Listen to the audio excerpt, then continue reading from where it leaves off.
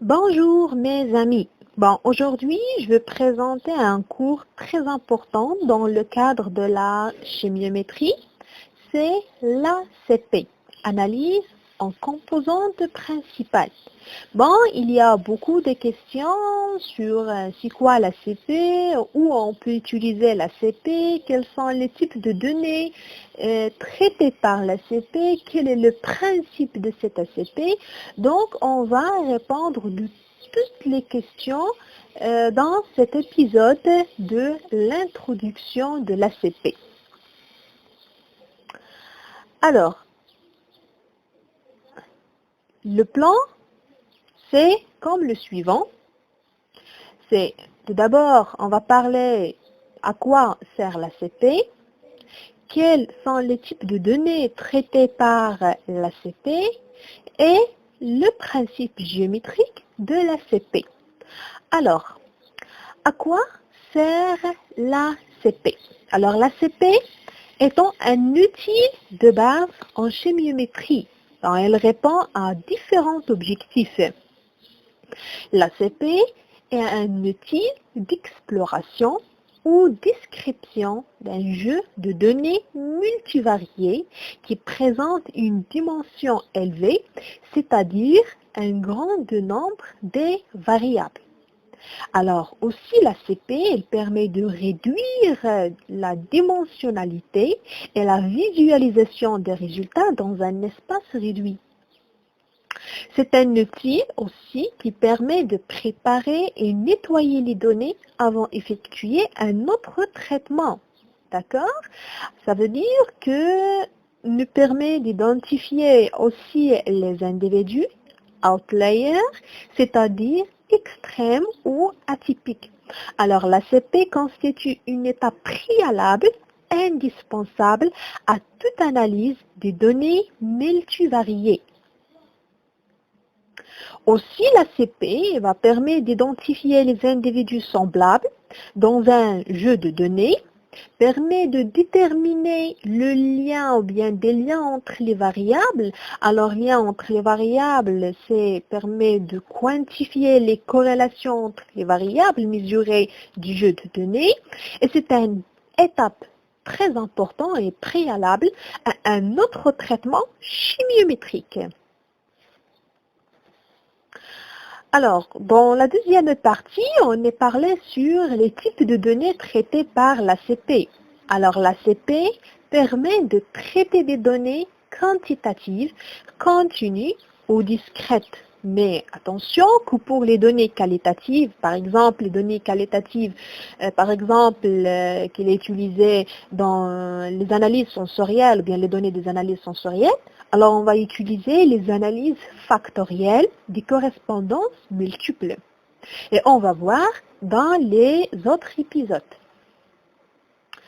Alors l'ACP va permettre de traiter tous les types de tailles de jeux de données, c'est-à-dire des tableaux contenant beaucoup d'individus et peu de variables ou l'inversement.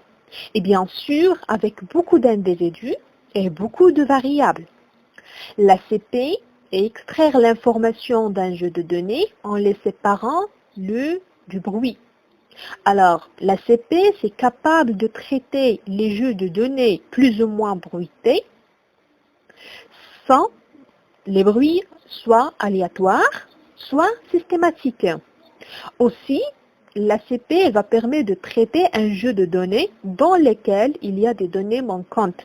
Parce que grâce à l'algorithme NIPALS, on va voir ça dans les épisodes suivants, qui, grâce à l'algorithme NIPALS, alors qui permet de donner ou bien de donner des estimations fiables des données manquantes.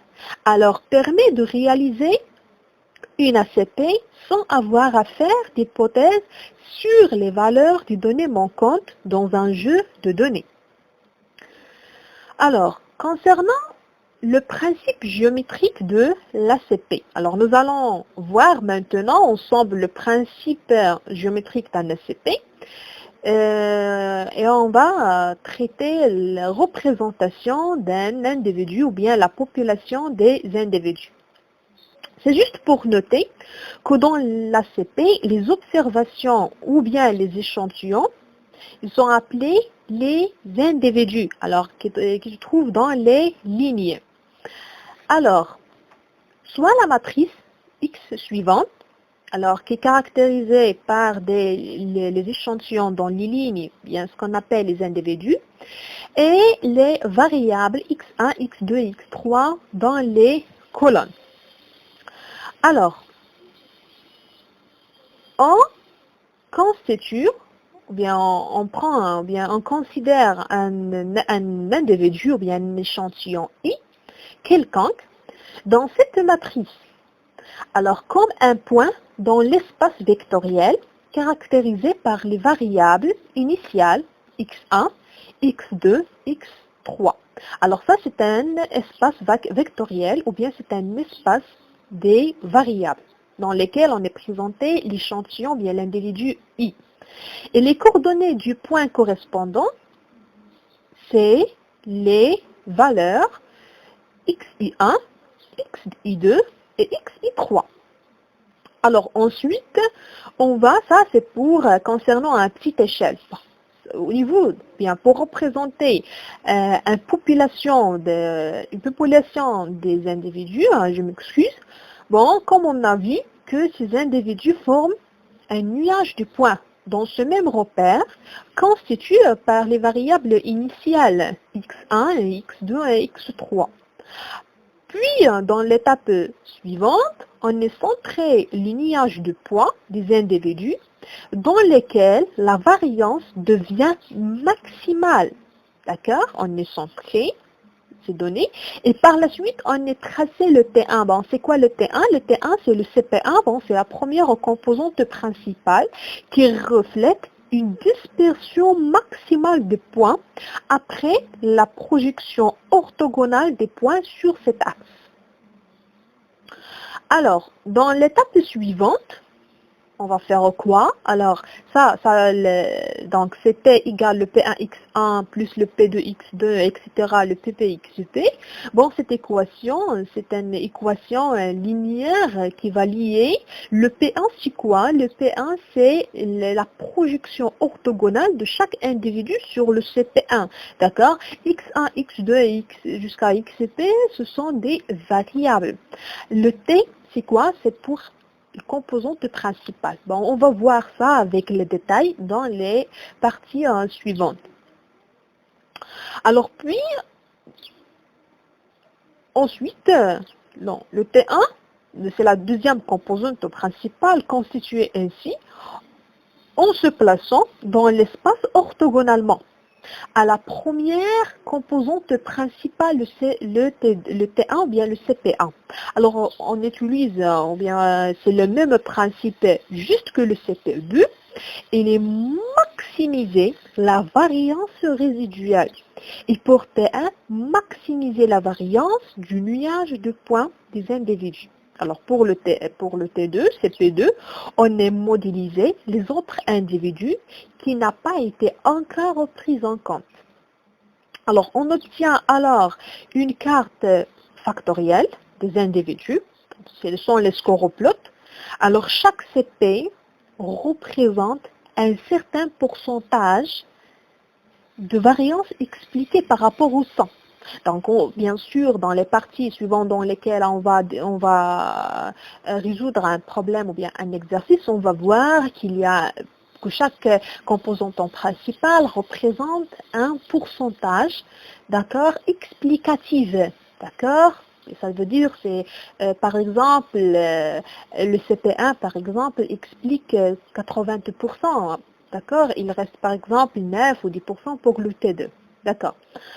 Alors, donc on a alors une carte factorielle des individus, c'est score plot. D'accord?